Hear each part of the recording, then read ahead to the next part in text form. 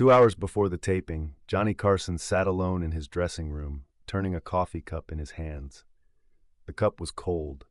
He couldn't remember when he'd poured it. Outside in the hallway, he could hear the usual pre-show rhythm. Producers speaking in low, urgent tones, stagehands moving equipment, the distant hum of the studio audience filing into their seats. Everything was proceeding as it always did. Everything was normal. Except Dean Martin was in the building, and nothing about Dean Martin in 1987 was normal anymore. Carson had known Dean for more than 20 years. They'd worked together, drank together, played golf on Sunday mornings when the California light was still soft and forgiving. Dean had been on The Tonight Show dozens of times, always with that same effortless swagger, that lazy charm that made everything look easy. Dean never prepared. Dean never worried. Dean walked onto a stage the way other men walked into their own kitchens. But the man who'd arrived at NBC Burbank that afternoon wasn't the Dean Martin that Johnny Carson remembered. He was someone else entirely.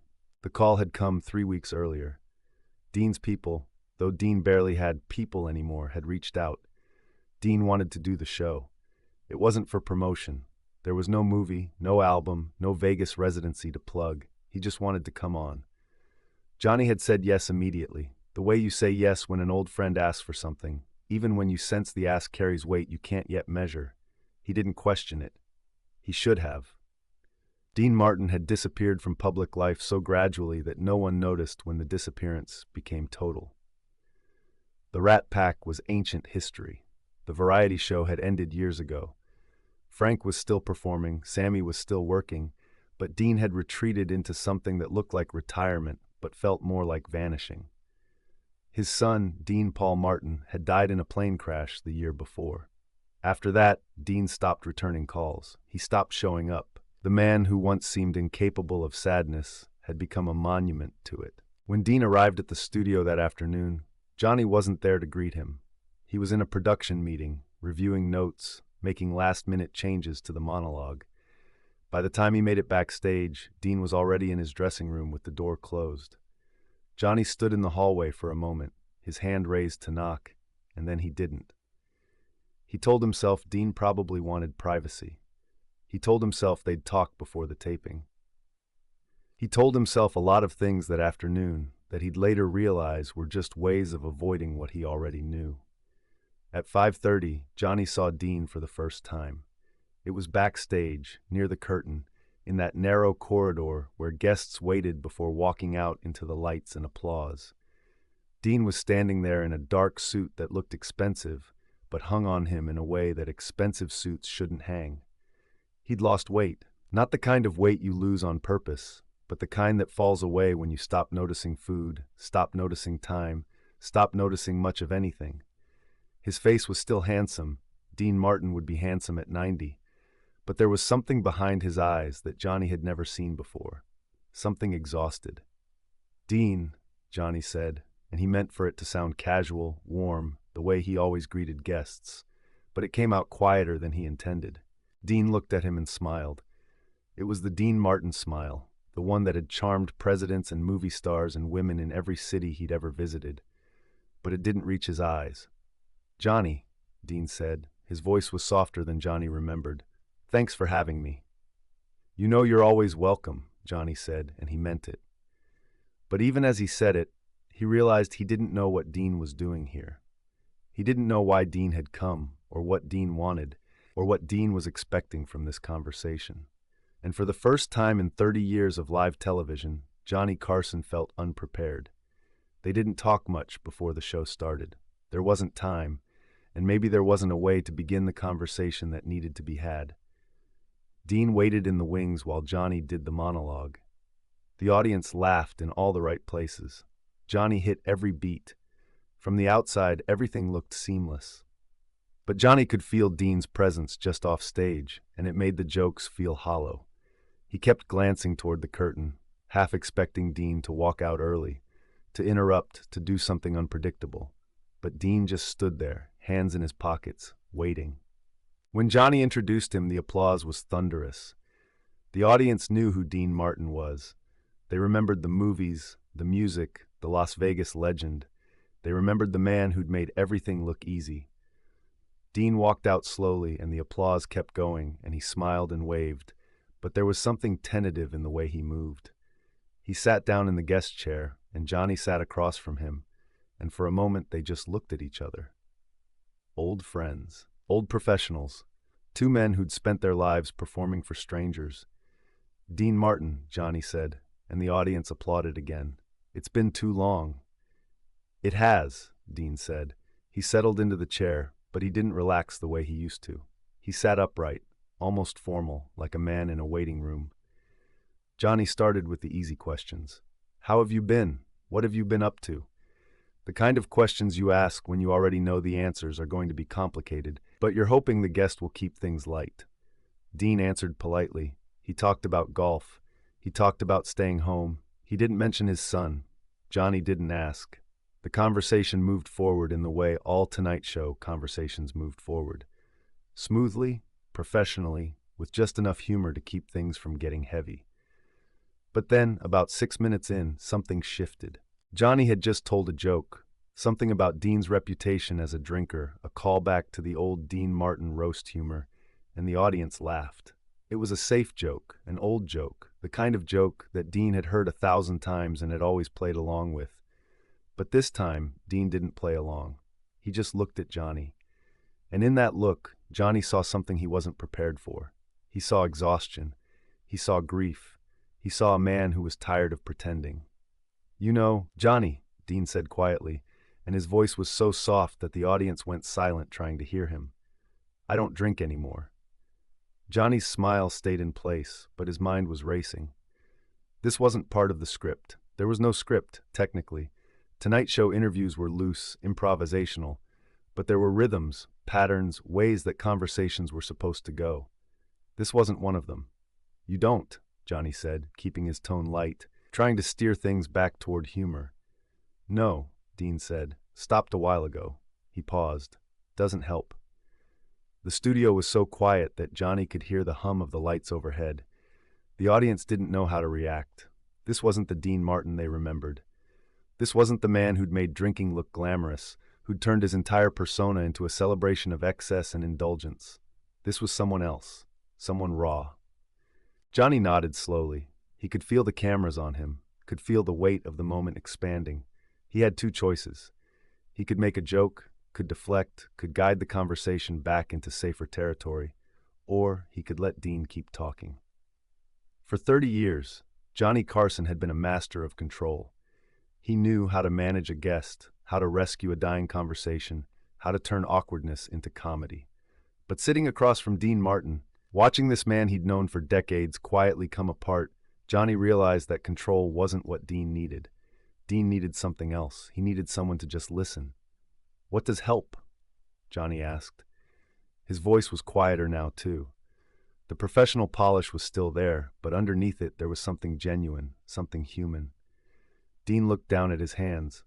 "I don't know," he said. "I'm still figuring that out." The audience didn't applaud. They didn't laugh. They just sat there, 300 people watching two men have a conversation that felt too private for television, too real for the carefully constructed world of late-night entertainment. Johnny could have cut to commercial. He could have signaled the producers, could have given Ed McMahon a cue to jump in with a joke. But he didn't. He just sat there across from Dean and let the silence stretch out. "I lost my boy," Dean said, and his voice cracked just slightly. "You know that?" "I know," Johnny said. "I'm sorry, Dean." Dean nodded. "People tell you it gets easier," he said. "But I don't think it does. I think you just get used to it being hard." Johnny didn't have a response to that. He'd lost a son, too. Years ago. He'd never talked about it on the show. Never brought it up. Never let it bleed into his work. He'd built his entire career on the idea that you kept the pain private, that you performed through it, that you smiled and made jokes and never let the audience see you bleed. But sitting across from Dean Martin, watching this man abandon that same code, Johnny felt something crack inside him. "No," Johnny said quietly, "it doesn't get easier." The silence that followed was the longest silence Johnny Carson had ever allowed on The Tonight Show. It lasted maybe 4 seconds, maybe 5. In television time, it was an eternity. but neither man moved to fill it. They just sat there, two fathers who'd lost sons, two performers who'd spent their lives pretending everything was fine, finally admitting that it wasn't. When Dean spoke again, his voice was steadier. "I didn't come here to bring everybody down," he said. He tried to smile. I wanted to see you, Johnny. Wanted to say thank you." "Thank you for what?" Johnny asked. "For letting me be here," Dean said. "For all the years, for—" He trailed off, searching for words. "For being a friend." Johnny felt something tighten in his chest. He'd interviewed thousands of people. Movie stars, politicians, comedians, musicians.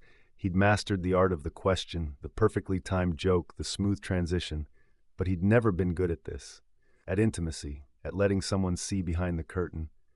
"You don't have to thank me for that," Johnny said. "I know," Dean said, "but I wanted to." They talked for a few more minutes after that. The conversation drifted back towards safer ground. Dean told a story about Frank Sinatra. Johnny made a joke about Ed McMahon. The audience laughed, relieved to be released from the tension of the previous moments. By the time Dean stood up to leave, the show had returned to something that resembled normalcy. They shook hands. Dean walked off stage to applause. Johnny moved on to the next segment. From the outside, it looked like just another Tonight Show interview. But backstage, after the taping ended, Johnny stood in the hallway outside Dean's dressing room again. This time, he knocked. Dean opened the door. He looked tired, but there was something lighter in his face, like a weight had been set down. "That okay?" Dean asked. "What I said out there." Johnny thought about it. He thought about the silence, the crack in Dean's voice, the way the audience had gone still.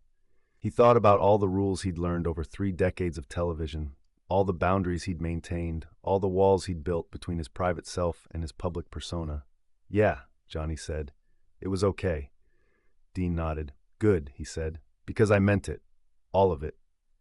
They stood there for a moment, 2 men in a hallway, the sounds of the studio shutdown happening around them. Johnny wanted to say something else, wanted to tell Dean that he understood, that he'd felt the same exhaustion, the same grief, the same bone-deep weariness that comes from spending your life being someone you're not. But he didn't know how to say it. He'd never learned the language for that kind of honesty. "Take care of yourself, Dean," Johnny said finally. "You too, Johnny," Dean said. They shook hands again, and then Dean was gone, walking down the hallway toward the exit, his footsteps echoing in the empty corridor. Johnny watched him go. He didn't know it then, but that would be the last time he'd see Dean Martin. Dean would retreat back into his house, back into his silence, and he'd stay there until he died 8 years later. He'd never do another interview. He'd never perform again. That night on The Tonight Show was his goodbye, though neither man said the word. Johnny went back to his dressing room. The coffee cup was still there, still cold. He sat down and stared at the wall. Outside, the studio was emptying. The audience was gone. The cameras were being powered down. The lights were dimming. In a few hours, they'd start preparing for tomorrow's show, and the whole machine would spin up again, and Johnny would walk out onto that stage and tell jokes and interview guests and make it all look easy. But for now, in the quiet, Johnny Carson allowed himself to feel what he'd spent 30 years refusing to feel. He thought about Dean's voice cracking. He thought about the silence that had stretched between them. He thought about his own son, dead for more than a decade, a wound that had never healed and never would. He thought about all the nights he'd sat behind that desk, smiling, performing, being Johnny Carson, while some other part of him, some truer, quieter part, had been screaming into the void. Dean Martin had stopped pretending, if only for a few minutes, if only on national television, and in doing so, he'd given Johnny permission to stop pretending too. Not on camera, maybe never on camera. But here in this room with no one watching, Johnny Carson let the mask slip. He let himself be tired. He let himself be sad. He let himself be human. The next morning, the producers asked him if the Dean Martin interview should be edited before it aired. There were those long silences, they said. There were moments that felt uncomfortable. They could tighten it up, make it smoother, make it easier to watch. Johnny thought about it. He thought about Dean's face, about the exhaustion in his eyes, about the way he'd said, "I lost my boy," like he was confessing something shameful. He thought about the audience sitting in that silence, feeling something real for once.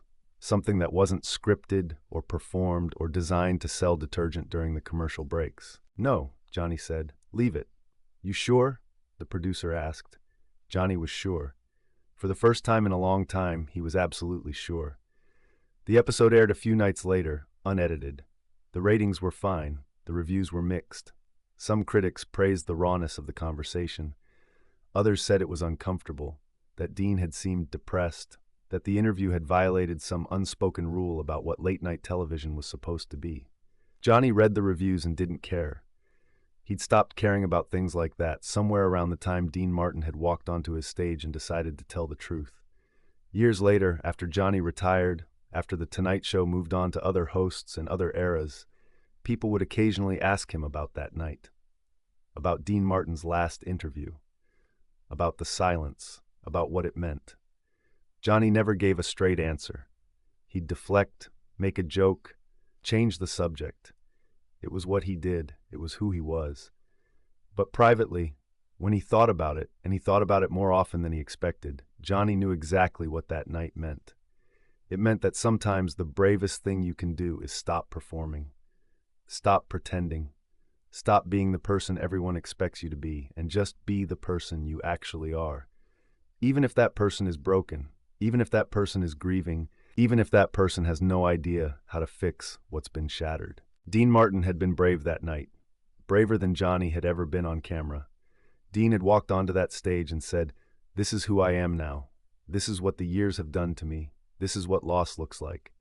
And for a few minutes, in front of millions of people, Dean Martin had stopped being a legend and had become just a man. A sad, tired, honest man. Johnny Carson had spent his entire career doing the opposite. He'd turned himself into an icon, a brand, a persona so polished and controlled that the real Johnny Carson, the one who felt things, who hurt, who doubted, had almost disappeared entirely. But that night, sitting across from Dean, Johnny had caught a glimpse of what it might be like to let that persona go, to stop performing, to stop pretending. He never did it, not on camera, not where anyone could see. But the glimpse was enough. It was enough to know that underneath the suit and the smile and the perfectly timed jokes, there was still a person. Still someone who felt things deeply, who carried wounds that never healed, who understood exactly what Dean Martin had been trying to say in those long, terrible silences. Sometimes the most honest thing you can do is say nothing at all. Sometimes the most human thing you can do is just sit with another person in their pain and not try to fix it, or joke about it, or make it easier to bear. Sometimes the only thing you can do is be present, to witness, to acknowledge that the world is harder than we pretend it is, and that we're all just doing our best to survive it. Dean Martin taught Johnny Carson that lesson on a Tuesday night in 1987, in front of 300 people and millions more at home. And Johnny carried that lesson with him for the rest of his life, even if he never talked about it, even if he never let it change the way he performed. It was enough to know, enough to remember, enough to honor the courage it took for Dean Martin to walk onto that stage one last time and decide, finally, to stop pretending. In the end, that's what the night was about. Not goodbye, though it was that too. Not sadness, though there was plenty of that. It was about two men, two old friends, two performers who'd spent their lives in front of cameras and crowds, finally acknowledging the weight they'd both been carrying, finally admitting that the performance had a cost, finally being honest about what that cost was. The audience didn't know they were watching a farewell. Dean didn't announce it, Johnny didn't acknowledge it, but they both knew. In that silence, in those cracked words, in the way Dean's voice broke when he said, "I lost my boy," they both knew. This was the end of something. Not just Dean's career, but an entire era, an entire way of being in the world. The Rat Pack was over. The swagger was gone. What remained was just the truth, raw and painful and impossible to ignore. And for once, Johnny Carson didn't try to ignore it. He didn't deflect. He didn't make a joke. He just sat there across from his friend and let the truth be what it was. Heavy, sad, real. That was the gift Dean Martin gave Johnny Carson that night. Not entertainment, not nostalgia, not even closure. He gave him permission, permission to be tired, permission to be sad, permission to be human, even when the cameras were rolling, even when the world was watching, even when everything inside you was screaming to keep the mask on and the performance going. Johnny never took that permission. Not fully, but he kept it. He held on to it. And on his last night hosting The Tonight Show, years later, when he sat behind that desk for the final time and said his own goodbye, there was a moment, just a brief moment, when his voice caught and his eyes glistened and the mask slipped just enough for everyone to see what was underneath. A man. Just a man. Tired and grateful and a little bit broken by all the years of being someone else. And maybe, in that moment, Johnny thought about Dean Martin, about that Tuesday night, about the silence that had said more than words ever could, about the courage it takes to stop pretending and start being real. Or maybe he didn't think about it at all. Maybe it was just exhaustion, just the weight of 3 decades finally catching up with him. Either way, the moment passed. The mask slipped back into place. Johnny finished his monologue, thanked his audience, and walked off stage into retirement. But the people who were watching that night, the ones who remembered Dean Martin's last interview, who remembered that long, painful silence, they understood. They saw what Johnny Carson had learned all those years ago from a broken man in a dark suit. They saw that underneath the performance, underneath the persona, underneath all the layers of charm and control and carefully constructed celebrity, there was still a person. Still someone who felt things. Still someone who understood what it meant to lose, to grieve, to carry on anyway. And in the end, that's what made Johnny Carson unforgettable. Not the jokes, not the timing, not the thousands of interviews or the millions of laughs. It was that night with Dean Martin, that silence, that moment when 2 men stopped being legends and started being human. The cameras captured it. The audience witnessed it. But no one who wasn't in that room could truly understand what had happened. Because what happened wasn't something you could see. It was something you could only feel. A shift, a recognition, a quiet acknowledgement between 2 old friends that the performance was over, and all that remained was the truth. Dean Martin walked off stage that night and never came back. Johnny Carson kept performing for 7 more years. But something had changed. Something had broken open, just enough to let a little light in. Just enough to remind Johnny that underneath everything, the fame, the success, the carefully controlled image, there was still a person worth protecting, a person worth honoring, a person worth being honest with, even if that honesty never made it onto the screen. That's what Dean Martin gave Johnny Carson on his last Tonight Show appearance. Not a performance, not a show, not entertainment. He gave him the truth, raw, painful, impossible to ignore. And Johnny, for once in his life, didn't try to fix it. He just let it be. And in that silence, in that moment of complete and total honesty, something beautiful happened. 2 men who'd spent their lives pretending finally stopped pretending. And for a few brief, eternal minutes, they were just themselves. Broken, human, real. The world moved on. The show continued. The cameras kept rolling. But that night remained, preserved on tape, a testament to what happens when the mask slips and the truth comes out, and 2 old friends finally admit that they're both just trying to survive the weight of being human. Dean Martin never performed again. Johnny Carson kept performing for 7 more years. But neither man was ever quite the same after that Tuesday night in 1987. Because once you've stopped pretending, even for a moment, you can never fully put the mask back on. It never fits quite right again. The edges show, the cracks are visible, the performance becomes exactly what it always was, a performance. And maybe that's okay. Maybe that's even better.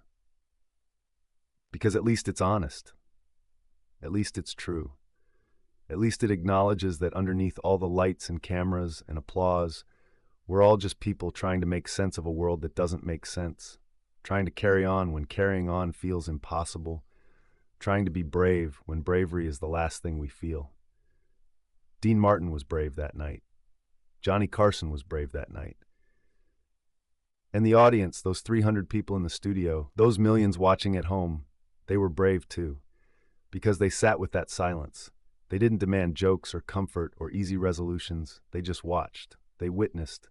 They let 2 broken men be broken in public, and they didn't look away. That's the real story of that Tuesday night in 1987. Not what was said, but what wasn't said. Not the words, but the silence between them. Not the performance, but the moment when the performance stopped and real life came rushing in, messy and painful and impossible to script. Dean Martin walked off stage that night and into history. Johnny Carson kept performing, kept smiling, kept being the Johnny Carson that everyone expected him to be. But somewhere inside, something had shifted. Somewhere deep down, Johnny carried that night with him. The silence, the honesty, the weight of two men finally admitting that the world had broken them both, and that was okay. That was human. That was real. And in the end, that's all any of us can hope for, to be seen.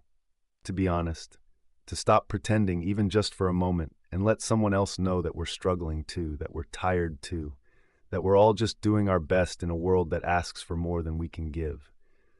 Dean Martin gave that gift to Johnny Carson, and Johnny, in his own quiet way, gave it back.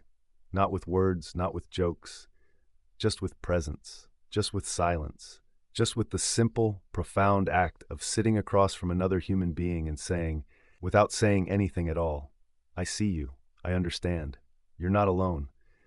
That's what that night was really about. And that's why, decades later, people still remember it, still talk about it, still try to understand what passed between those two men in those long, silent moments. Because in a world full of noise and performance and carefully constructed personas, that silence was the most honest thing anyone had said in years. It was the sound of two men finally telling the truth. And the truth, it turns out, doesn't need words. It just needs witness. It just needs someone brave enough to stop pretending and start being real. Dean Martin was that brave that night. And Johnny Carson, for once in his carefully controlled life, was brave enough to let him.